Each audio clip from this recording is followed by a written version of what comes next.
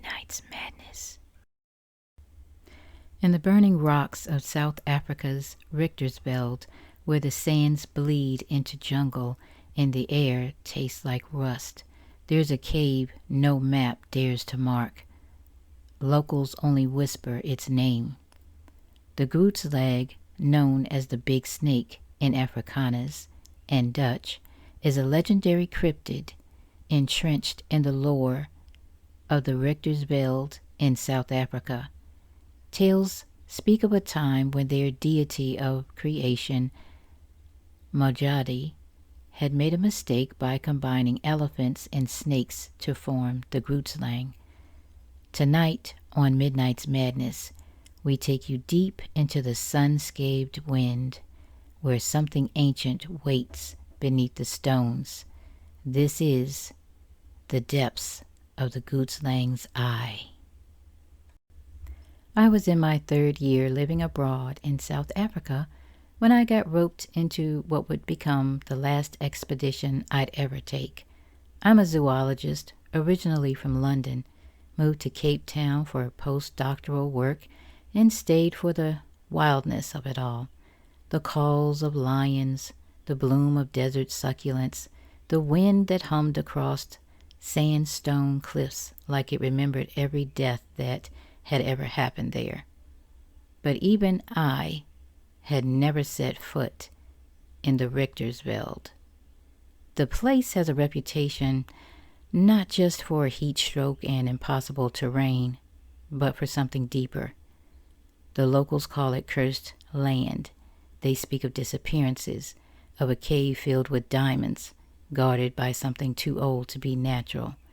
They call it the Grootslang, half serpent, half elephant. A mistake the gods tried to erase, but they failed.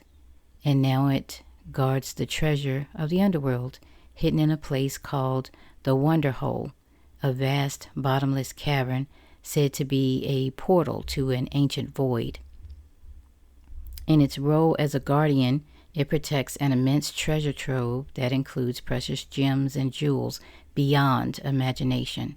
Its serpentine tail guards the entrance to this hidden cavern, making it nearly impossible for those with ill intentions to access the riches within.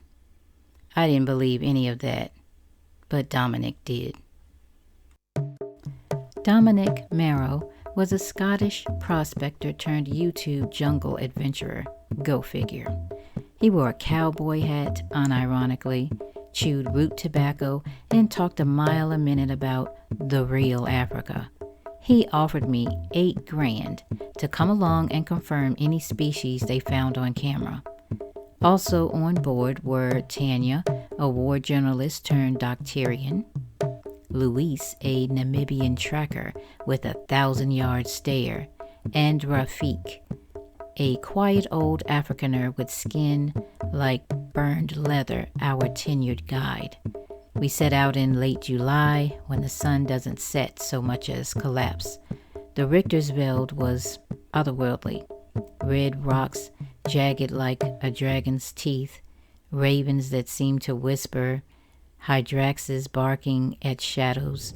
Luis found snake tracks longer than his own body on day 2, but they weren't winding. They were straight, too straight, like something that slithered with purpose.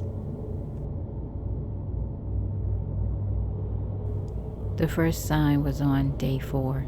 We found a cave. It wasn't marked on any topographic maps, just a slit in the rock face, half covered by thorn bush and baked vines. The air that came from it was cold, wrong. Dominic was ecstatic. "It's the Wonder Hole," he declared, already setting up the drone camera. Rafik stayed behind with the truck. I wish we had. We went in, only a few meters at first. The light caught something embedded in the rock that looked like tusks, ancient, fossilized, but curved backward, not forward like any known elephant. Deeper in, we found bones, not fossils, actual, fresh bones, impala, baboons, and one human femur. Luis muttered something in Afrikaans under his breath and refused to go any further.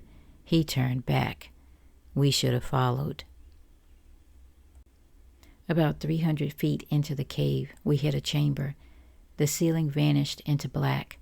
The floor was smooth, unnaturally so.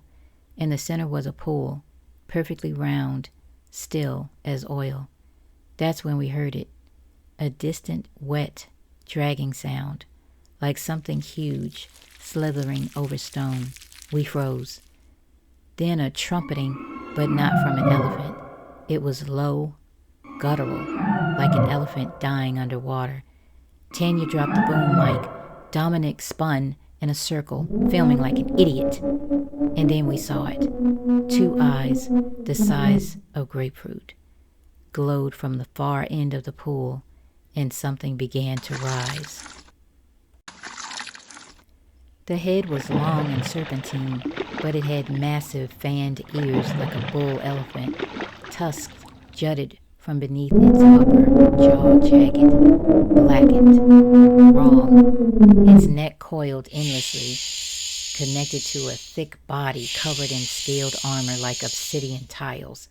It breathed, and the air stank of rot and cave water. Dominic whispered, "We're gonna be rich." Then Tanya screamed, because behind us the tunnel had collapsed.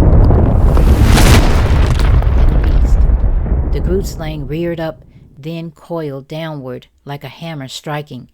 It didn't lunge, it just looked at us. And in our heads, something spoke. A voice without sound, a pressure in our skulls. The question, trade or take? Dominic stepped forward, trembling. "You want gold? Gems? I'll bring you more. Just leave us alone." The creature blinked. Its tusk clicked. And then, from the shadows, a gem the size of a football rolled forward. It pulsed. A diamond? A heart? We couldn't tell. Dominic picked it up. Instantly, the Grootslang screamed. A sound like every elephant in hell dying at once. Dominic's body was yanked backward faster than gravity should allow into the pool. There was no splash, just silence. Then the pool closed over like skin, seamless, gone. Tanya fainted. I grabbed her, dragged her toward where the tunnel had caved in. But it hadn't caved in. The rocks were gone. The way out was clear. We didn't look back. Rafik was still at the truck. When we stumbled out, filthy and half mad, he didn't ask questions, just drove. 3 months later, I returned to Cape Town. I told myself it was trauma, hallucination, the jungle playing tricks, until I saw a video uploaded to Dominic's old YouTube channel, posted 2 days ago. It was from inside the cave. Dominic stood in the dark, eyes black, skin bleached of color, holding that pulsing gem. He spoke one sentence. The Grootslang doesn't guard treasure. It offers it until it finds someone worth more. The video ends with the sound of tusks scraping stone. And now, every night at exactly 3:11 a.m., I wake up to the sound of something trumpeting outside my flat and the scent of jungle rot. Some creatures hide in caves, some wait in the shadows, but some wait inside you. If the Grootslang ever offers you a deal, just pray it doesn't decide you are the better bargain. Good night, and don't listen to the stones when they whisper back.